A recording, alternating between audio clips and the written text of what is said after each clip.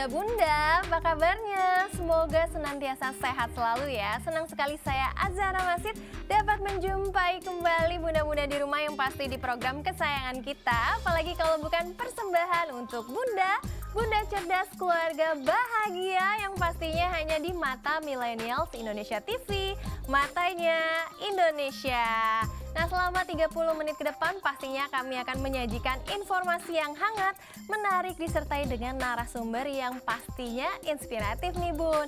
Bunda-bunda, pada episode kali ini kami akan membahas mengenai peran orang tua dalam membangun ego anak. Jadi banyak masyarakat Indonesia yang salah mengartikan ego dengan egoisme. Mungkin termasuk bunda-bunda di rumah juga ya. Padahal keduanya ini amatlah berbeda. Jadi ego yang dimaksud di sini adalah kepribadian.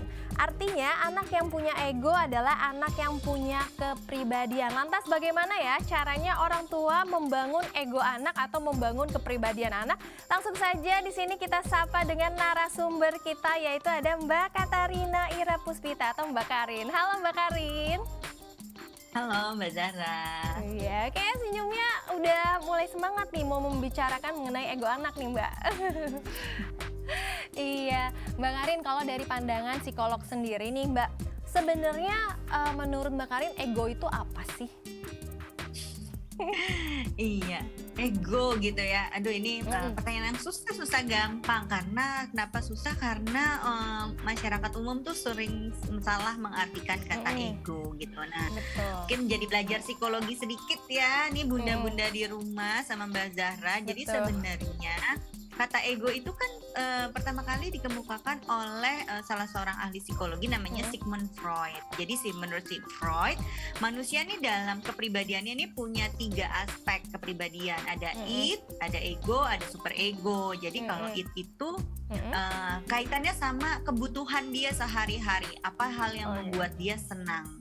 Kalau ego itu kaitannya sama cara menghadapi kenyataan, jadi berhubungan dengan cara dia menghadapi kenyataan. Lalu ada super ego yang ketiga. Super ego itu adalah aspek moral yang diterima secara sosial. Nah, ego, super ego ini punya fungsinya masing-masing, dan si ego ini sebenarnya yang paling baik bisa dikatakan karena dia membantu manusia untuk menyeimbangkan antara kebutuhannya dia, si id dan si super ego. Jadi sebenarnya ego itu bukan sesuatu yang buruk. Pada perkembangannya akhirnya berkembanglah ego ini. Jadi sering orang menggunakan kata ego sebagai bagian dari kepribadian gitu. Jadi ego itu sebenarnya persepsi seseorang tentang dirinya dia gitu ya, tentang harga dirinya yang akan mempengaruhi keyakinannya keyakinan dari orang ini dalam dunianya. Jadi bagaimana dia menilai diri dia sendiri di dalam dunia yang dihadapinya. Itu Mbak Zara. Berarti menjadi individual yang lebih berkarakteristik gitu ya Mbak Karin. Tapi mungkin bukan saya aja nih, mungkin bunda-bunda di rumah juga mengaitkan antara ego dan egoisme itu hampir sama ya. Mungkin karena singkatan kali ya, egoisme itu adalah ego, tapi ternyata itu adalah hal yang berbeda. Nah, sebenarnya ego dan egoisme itu kan sebenarnya berbeda ya Mbak ya? Betul? Iya, betul, berbeda. Jadi kalau ego itu kan tadi persepsi tentang harga diri seseorang, keyakinan dia terhadap dirinya dia seperti apa gitu. Sedangkan kalau egois itu adalah sifat ya, seseorang yang suka menonjolkan diri dia sendiri, mengutamakan dirinya sendiri, merasa kepentingan dia adalah yang paling penting gitu. Nah, ketika orang tersebut tidak bisa mengendalikan egonya, maka dalam kenyataannya dia menjadi orang yang egois. Jadi itu dua hal yang berbeda. Berarti egoisme ini adalah dampak dari ego juga. Kalau misalnya ego dia tidak baik seperti itu, dia tidak bisa mengendalikan egonya, jadi dia jadi egois. Nah, kalau kita ngomongin ego ini kan sebenarnya berarti penting sekali untuk kehidupan, apalagi tumbuh kembang anak. Nah, kapan ego mulai muncul pada anak? Kira-kira Mbak Karin selaku psikolog bisa menilai tidak sih kira-kira ego ini kapan mulai munculnya pada anak? Pada usia berapa tepatnya mungkin? Iya, ego atau biasanya rasa keakuan gitu ya, suka sehari-harinya dibilang rasa keakuan itu munculnya dari kapan sih? Ketika anak sudah mulai berusia 2 sampai 3 tahun. Di saat anak sudah mulai bisa komunikasinya lebih lancar, secara tahap perkembangan anak sudah mulai mau melakukan segala sesuatunya sendiri, merasa dia bisa melakukan segala sesuatunya sendiri. Disinilah sebenarnya ego anak itu mulai muncul gitu. Jadi dia udah mulai berkembang dari usia yang sangat dini ya, 2 sampai 3 tahun. Berarti sebenarnya dari dini sekali ya sudah bisa dilihat oleh orang tua. Nah, apa yang harus dilakukan oleh orang tua saat ego tersebut muncul? Misalnya kan udah kelihatan nih si anak ini misalnya sukanya apa atau ketertarikan dia terhadap suatu barang dan lain-lain. Kira-kira apa yang harus dilakukan oleh orang tua saat ego tersebut muncul, Mbak? Iya, yang pasti orang tua harus mendampingi dan harus mengarahkan.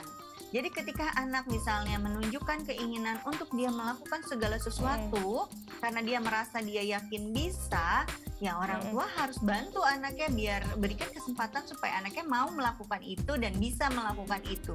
Jangan malah orang tuanya terlalu melindungi. Seringkali orang tuanya malah melarang, aduh jangan nanti jatuh, aduh jangan nanti berantakan gitu. Akhirnya sense of egonya anak ini tidak berkembang. Anak ini jadi tidak mau lagi mencoba melakukan sesuatu. Jadi ketika anak menunjukkan ingin melakukan sesuatu, ya orang tua harus memberikan kesempatan itu kepada anaknya. Biarkan ia melakukannya, tapi didampingi. Ketika dia ada kesalahan, diarahkan. Jadi jangan langsung menutup aksesnya ke anak sehingga anak tidak bisa melakukan apa yang dia inginkan. Dan malah menutup diri, jadi sehingga anak jadi tidak bisa lebih berkembang lagi ya bunda-bunda di rumah. Nah tapi kalau misalnya kita ngomongin ego pada anak, kenapa sih ego ini berperan penting sekali untuk anak? Tadi, karena sebenarnya kan ego itu adalah bagaimana dia menilai keyakinan dirinya. Bayangkan anak yang tidak memiliki ego, artinya dia merasa dia tidak yakin dengan dirinya sendiri, bahwa dia tidak mampu. Ya anak itu pasti tidak akan mau mencoba melakukan apapun karena merasa ya aku nggak bisa, buat apa aku coba gitu ya. Akhirnya dia akan selalu menunggu dibantu gitu. Harus orang lain yang terus-terusan mengarahkan karena tidak ada inisiatif dari anaknya. Nah itu kan juga tidak baik untuk perkembangan anak karena dia jadi sangat bergantung sama orang lain karena dia tidak merasa yakin dengan dirinya sendiri. Nah, kalau anak yang tadi sudah terlanjur tidak memiliki ego sama sekali, mungkin tidak mau mencoba sama sekali atau tidak ada ketertarikan terhadap sesuatu, kira-kira untuk menumbuhkan sifat ego atau karakteristik dari ego ini dari orang tua apa sih yang harus dibangun kembali atau yang harus dilatih? Orang tua ini harus seperti apa? Yang pertama ya bunda harus mengapresiasi apapun usaha anak. Sebesar apapun usaha anak, baik itu katakanlah akhirnya dia tidak berhasil gitu ya, tetap diapresiasi karena dia sudah mau mencoba gitu. Jadi adek pinter sekali udah mau coba makan sendiri walaupun makannya masih berantakan, katakanlah seperti itu. Jadi apresiasi setiap usahanya anak. Lalu di-encourage, didorong buat latihan lagi. Oke, nanti besok coba makan lagi sendiri ya. Nanti kalau makan sendiri pasti lama-lama jadi makanannya jadi lebih rapi, nggak berantakan. Tapi sekarang udah pinter banget, mama bangga banget. Jadi di situ orang tua menunjukkan bahwa orang tua mendukung usaha yang dilakukan anaknya gitu. Dan biarkan juga anak cari solusi masalahnya sendiri ketika dia dapat kesulitan gitu. Kadang sesimpel misalnya anaknya pengen buka sesuatu, orang tuanya langsung ambil alih gitu, udah dibukain gitu, biarin aja anaknya coba dulu. Kalau anaknya nggak bisa, coba dikasih solusi, coba deh pakai gunting atau kalau misalnya mau bantu disobekin sedikit dulu terus dia disuruh coba. Jadi anaknya merasa orang tuanya percaya anaknya bisa melakukan itu sendiri gitu. Dan ketika anaknya banyak bertanya, orang tuanya jangan yang masih kecil kamu apa ya, kadang orang tua tuh nggak sabar ngadepin anak nanya-nanya terus gitu. Betul. Ya langsung gak usah langsung diputus gitu, aduh ini, atau jawabnya asal-asalan atau malah aduh berisik banget sih deh gitu atau apa gitu, sehingga anaknya jadi tidak punya rasa ingin tahu. Nah anaknya, kalau anaknya senang bertanya, orang tua harus bangga, harus senang karena menunjukkan anaknya ini sedang mengembangkan sense of identity-nya gitu dan mengembangkan kecerdasannya juga gitu. Nah, orang tua juga perlu kasih challenge-challenge buat anaknya gitu ya. Dan juga menghindari mengkritik anak terlalu berlebihan. Kesannya apapun yang anak lakukan salah. Nah, itu beberapa cara sebenarnya yang bisa orang tua lakukan untuk membantu anak supaya bisa membangun egonya. Duh, ini penting sekali nih bunda-bunda buat ngajarin pola asuh anak ya. Tapi Mbak Karin, kita mau break sebentar karena masih banyak nih pertanyaan yang lebih informatif lagi di segmen selanjutnya. Jadi bunda-bunda jangan kemana-mana, tetap di Persembahan untuk Bunda.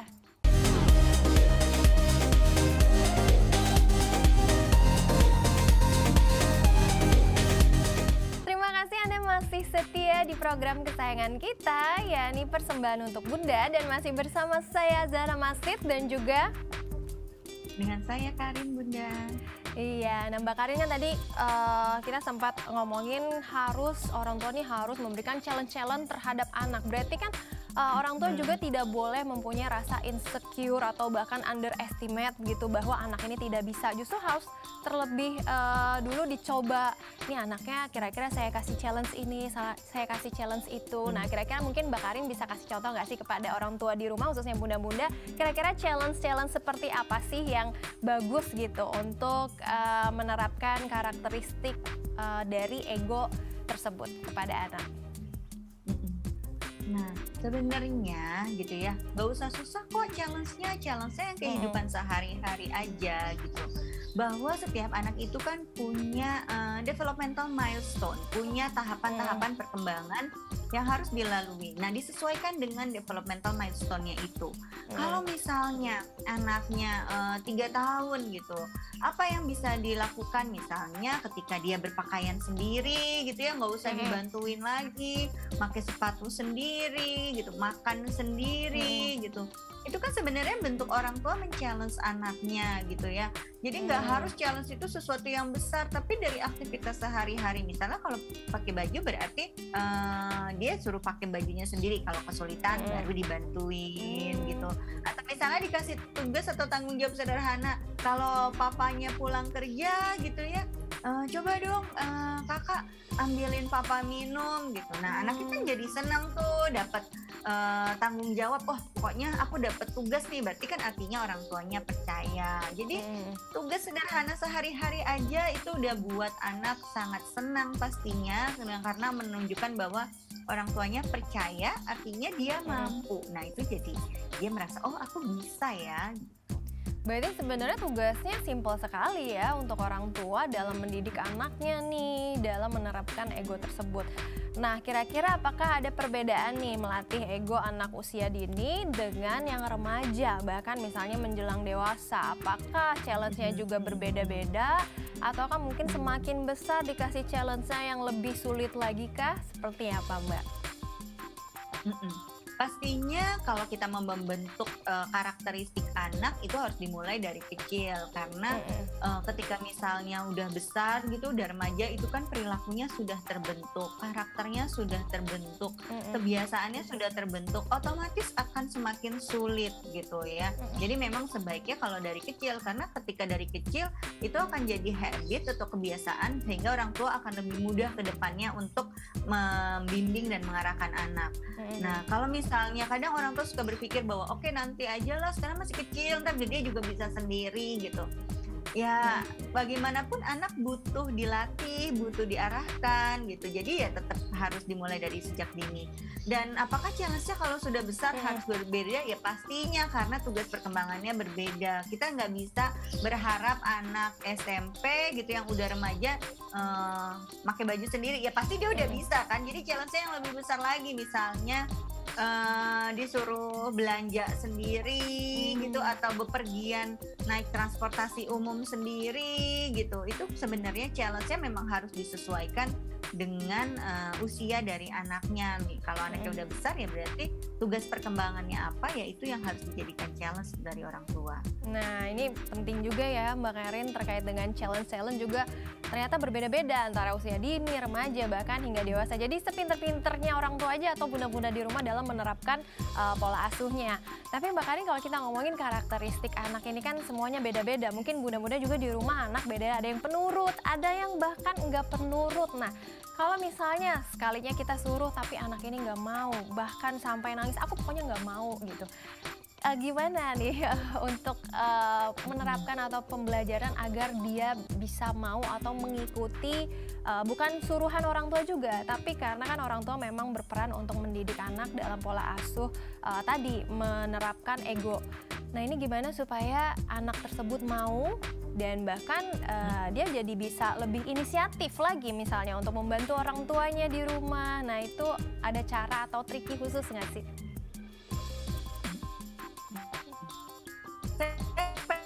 Saya perilaku yang ditampilkan anak itu adalah bentuk dari komunikasi anak. Jadi komunikasi itu bukan hanya selalu melalui kata-kata.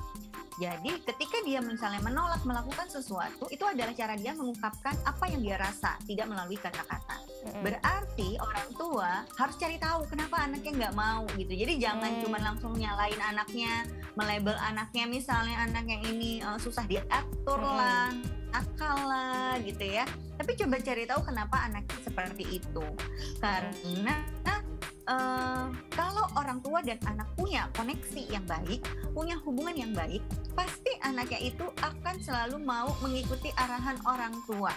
Bahkan tanpa disuruh pun dia tidak mau menyakiti perasaan orang tuanya. Jadi kalau anaknya sampai pada di fase suka menolak orang tua melakukan sesuatu, nah coba dilihat lagi nih koneksi sama anaknya seperti apa. Apakah saya memang terlalu sibuk sendiri? Apakah saya sebagai orang tua terlalu sering mengkritik anak tapi sampai lupa memuji gitu? Ketika anak cerita, saya tidak memberikan respon yang anak harapkan gitu, sehingga akhirnya anaknya ada di level atau di kondisi di mana dia tidak mau mengikuti arahan dari orang tuanya. Jadi sebagai orang tua yang harus pertama dilakukan adalah mengecek ke diri sendiri dulu sih sebenarnya apa yang sudah saya lakukan gitu ya, kira-kira sampai anaknya kok meresponnya seperti itu. Mungkin cara bicara saya terlalu demanding gitu ya, atau keras gitu ya, sehingga anaknya kok merasanya orang tuanya perintah-perintah terus pas sudah dikerjain orang tuanya nggak pernah mengapresiasi karena menganggap itu udah jadi tanggung jawabnya gitu. Jadi ya kadang orang tua harus berefleksi terhadap dirinya sendiri sebelum mengomentari atau menyalahkan anak. Nah, terkait dengan penerapan atau pelatihan dari ego tersebut itu apakah harus dilakukan terus-menerus ataukah memang mungkin sesekali aja anak juga nantinya bakalan mengerti? Pastinya harus terus-menerus karena tidak ada sesuatu yang instan dalam membentuk karakteristik ataupun kepribadian anak. Jadi perlu dilakukan terus-menerus dan pastinya secara konsisten sehingga anaknya memang pada akhirnya bisa menyadari itu dan itu udah terbangun dari bagian dari kepribadiannya dia gitu. Bayangkan misalnya nih sederhana aja anaknya makan harus sendiri gitu, tapi kadang disuapin, kadang disuruh sendiri, kadang disuapin. Anaknya pun akan bingung gitu ya. Kadang dia berpikir bahwa tapi kalau nanti aku nggak makan juga pasti ntar ada yang nyuapin gitu ya. Udah anaknya akan melakukan coba-coba terus dan akhirnya ya itu jadi nggak konsisten juga kepribadian anaknya, perilaku anaknya tidak konsisten. Tapi kalau orang tuanya selalu menerapkan hal yang sama dan cara terus-menerus, anak akan menyadari bahwa aku harus makan sendiri. Ya udah dia akan makan terus-terusan sendiri gitu. Jadi memang sangat perlu dilakukan secara terus-menerus dan konsisten. Dan berarti sebenarnya para bunda-bunda di rumah maupun orang tua, ayah ataupun bunda juga harus bonding banget dong ya sama anak, tuh harus konektivitasnya bahkan kedekatannya juga harus terjalin ya Mbak Karin ya. Iya, sangat-sangat penting itu. Kalau nggak ada koneksinya, dijamin anaknya sih akan cenderung lebih banyak membantah daripada menuruti apa kata orang tuanya. Nah, jadi ingat tuh, dilihat dulu nih dari orang tuanya. Jadi bunda-bunda di rumah kira-kira egonya udah baik belum nih ya? Ketika bunda-bunda di rumah kalau egonya udah baik ya mungkin saja itu menjadi role model juga bagi anak agar anak bisa bertumbuh dengan ego yang baik juga. Nah Mbak Karin, kalau kita ngomongin ego yang sedari dini sudah dilatih penerapannya, kira-kira apa sih manfaatnya yang akan didapatkan oleh anak ketika besarnya nanti? Ada tidak sih Mbak Karin? Pastinya ada. Satu, anak ketika dia menyadari egonya, mengadari tentang keberadaan dirinya, dia akan jadi anak yang percaya diri. Nah, percaya diri ini akan membantu dia dalam interaksi dengan lingkungan sekitarnya gitu ya. Dan dia juga akan lebih bisa berelasi sama orang lain, pastinya bisa berkomunikasi dan kerja sama orang lain gitu. Di sisi lain, dengan punya sense of ego, anak juga bisa membedakan antara mana yang benar-benar dia butuhkan gitu ya dengan keinginannya. Tadi kan di awal saya bilang ego itu adalah realita gitu. Dia ngelihat antara misalnya aku punya keinginan, tapi kenyataannya seperti apa nih? Oh, aku nggak bisa maksain keinginan aku. Nah, dia kalau punya egonya berkembang, dia bisa melakukan itu. Aku pengen mainan, tapi kemarin baru beli mainan. Kenyataannya aku baru beli mainan. Berarti aku harus menunda dulu. Nah, itu juga jadi salah satu dampak kalau anak punya sense of ego itu sendiri gitu. Jadi dia lebih bisa mengetahui mana yang benar-benar dia butuhkan, mana yang itu sebenarnya bukan sesuatu yang dia butuhkan. Berarti pengambil keputusan yang baik ya untuk anak. Berarti otomatis si anak ini dapat bisa mengontrol emosinya lebih dalam lagi dan bisa mengontrol misalnya di lingkungan sosialnya juga seperti apa. Jadi anak yang benar-benar berkarakteristik ya Mbak Karin ya. Tapi masih ada pertanyaan lagi nih dari saya di segmen selanjutnya. Kita sekarang mau break sebentar ya Mbak Karin. Untuk pemirsa di rumah jangan kemana-mana, tetap di Persembahan untuk Bunda.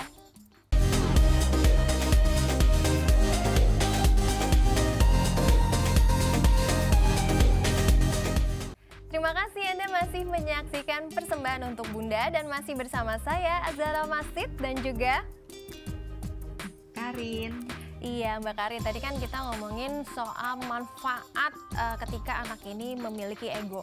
Tapi kalau misalnya sama sekali tidak memiliki ego, apakah akan menjadikan anak tersebut itu menjadi antisosial, bahkan tidak bisa mengambil keputusan? Dan kira-kira ada apa aja sih, ada berapa banyak gitu efeknya kalau anak ini tidak memiliki ego? Mungkin bunda-bunda di rumah juga perlu tahu nih Mbak Karin, supaya bisa lebih menerapkan pola asuh ego yang bermanfaat dan yang lebih baik juga memberikan challenge-challenge kepada anaknya. Bayangkan seorang anak yang tidak merasa tidak bisa melakukan apa-apa gitu ya, karena tadi sense of ego-nya nggak terbentuk gitu. Jadi pasti dia sangat bergantung sama orang lain. Dia tidak berani mencoba hal-hal baru, tidak berani mengambil keputusan sendiri gitu ya. Dalam relasi sosial, karena dia merasa tidak yakin sama dirinya sendiri, dia jadi menarik diri dari lingkungan gitu, karena merasa memang tidak bisa berelasi sama orang lain gitu. Merasa kesepian, merasa sedih terus-menerus karena tidak bisa mengelola emosinya dengan baik gitu. Jadi ya banyak sekali ya dampaknya kalau disebutkan gitu ya, benar-benar banyak, karena pada dasarnya anak itu butuh merasa bahwa dia itu bisa atau mampu melakukan sesuatu. Kalau dia tidak terbangun egonya, ya berarti ya dia tidak bisa melakukan itu gitu ya, yang pastinya akan mempengaruhi kehidupannya in general. Nah Mbak Karin, ini menurut yang saya baca, tepatnya bunda-bunda di beberapa situs website dan juga artikel ini, manusia ini kan memiliki 3 status ego. Di dalamnya yaitu ada ego dewasa, ada ego orang tua, dan juga ego anak. Mungkin Mbak Karin bisa menjelaskan kepada pemirsa di rumah dan juga bunda-bunda, apa sih perbedaan di antara ketiganya? Oke, jadi tadi kita ngebahasnya ego, sekarang kita ngebahasnya tentang status ego. Betul. Jadi status ego itu adalah istilah yang digunakan untuk menyatakan suatu sistem perasaan dan kondisi pikiran yang berkaitan dengan pola-pola tingkah lakunya. Jadi lebih ke kondisi statusnya seperti apa. Nah, status ego ini sebenarnya terbentuk berdasarkan pengalaman yang diperoleh seseorang dari hidupnya dari kecil. Nah, memang betul ada 3. Ada status ego anak, status ego dewasa, dan status ego orang tua. Jadi kalau status ego anak ini berisi perasaan atau tingkah laku dan bagaimana anak itu berpikir ketika dia masih kanak-kanak. Jadi bisa dilihat dari tingkah laku manja misalnya, pengen menang sendiri, pengennya diperhatiin gitu ya. Takut gitu. Pokoknya perilaku seperti kondisi seperti anak-anak. Kalau status ego orang dewasa ini dilihat dari tingkah laku yang bertanggung jawab. Jadi kalau dewasa kan memang berarti bertanggung jawab, tindakannya harus rasional, lalu dia juga mandiri gitu. Dan biasanya kalau status ego dewasa ini dilakukan dengan penuh perhitungan dan menggunakan akal. Karena kalau orang dewasa berbeda, kalau anak-anak kan apa yang dia lakukan ya dia ingin lakukan tanpa mempertimbangkan dampak jangka panjangnya. Kalau dalam status ego orang tua, ini berarti si individu tersebut mengalami ulang apa yang dia bayangkan sebagai perasaan orang tua dia sendiri gitu. Jadi orang tuanya kira-kira akan berespon seperti apa dalam situasi yang dihadapi gitu. Jadi kalau misalnya dalam kondisi ini, kira-kira orang tua saya akan melakukan apa? Nah itu status ego orang tua. Gitu.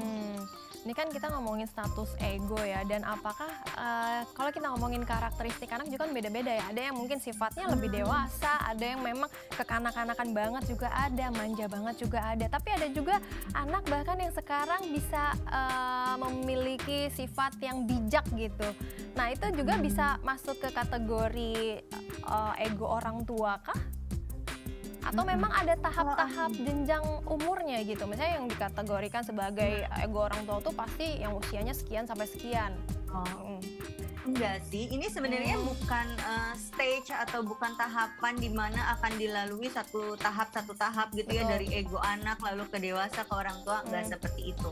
Jadi sangat mungkin kondisi dari anak tersebut tidak bergantung pada usianya gitu ya, tapi bagaimana lingkungannya membentuknya sehingga itu mempengaruhi status egonya dia gitu. Jadi mungkin sekali tadi yang seperti Mbak Zahra bilang, masih anak-anak tapi dia bisa memiliki status egonya itu yang lebih seperti orang tua, karena apalagi kalau anak-anak itu kan belajar melihat respon orang tuanya seperti apa.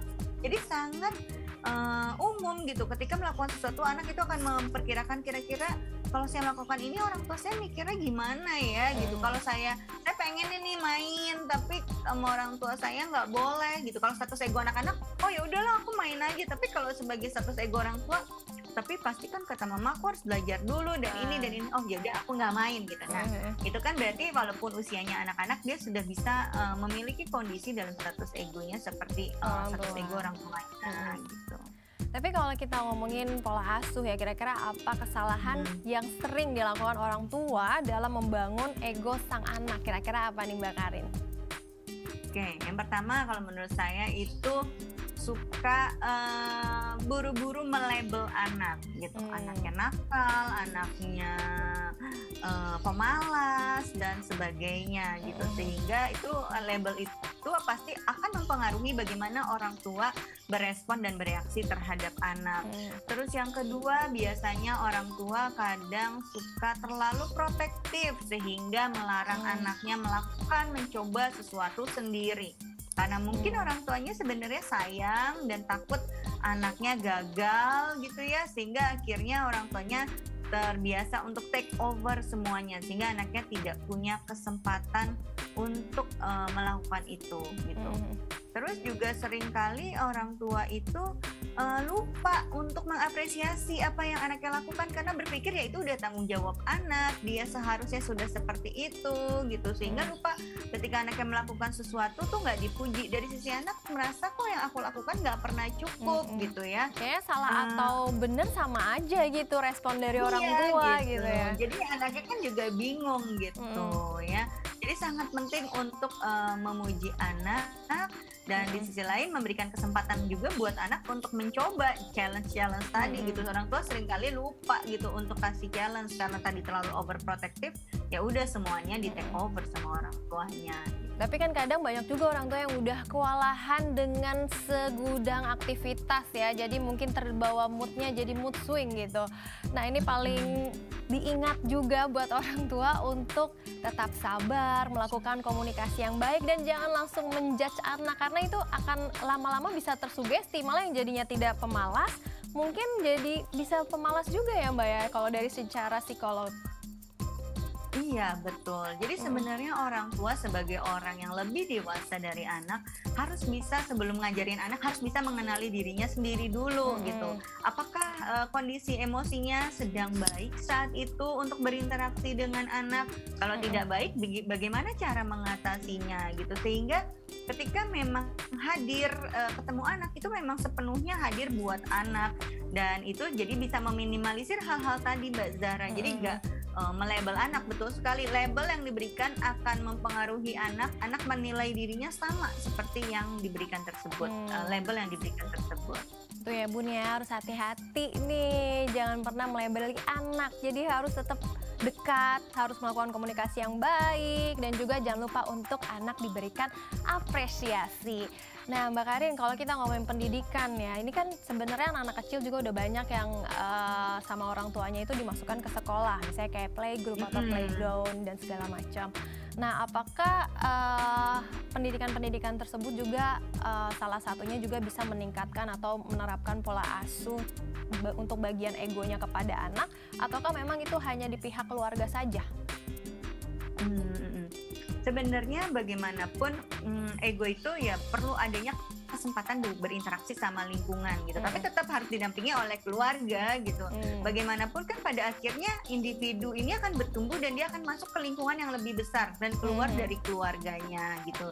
Jadi memang sangat penting juga memberikan kesempatan pada anak untuk berinteraksi dengan orang lain di luar keluarga. Apakah itu caranya dengan datang ke playground, apakah ikut sekolah sejak dini gitu. Itu adalah salah satu dari beberapa cara yang bisa dilakukan supaya anak mendapatkan kesempatan berinteraksi sehingga itu bisa membantu dia membangun egonya. Tapi tetap peran orang tua nggak boleh lepas ya Bunda gitu. Jadi orang tua, bunda-bunda di rumah harus mengenal diri sendiri juga, harus menilai dirinya seperti apa. Karena memang salah satu peran orang tua itu sangat besar sekali, yaitu adalah role model bagi anak. Tapi nggak berasa nih Mbak Karin, ternyata kita sudah 30 menit, artinya sudah selesai di perbincangan kita. Terima kasih banyak ya Mbak Karin ya. Iya, sama-sama Mbak Zahra. Nah, buat bunda-bunda di rumah jangan lupa saksikan terus persembahan untuk Bunda di episode lainnya karena pastinya banyak banget tema-tema yang seru yang akan dibahas. Dan saya Azahra Masid bersama dengan saya Karin. Kami pamit undur diri. Bye-bye.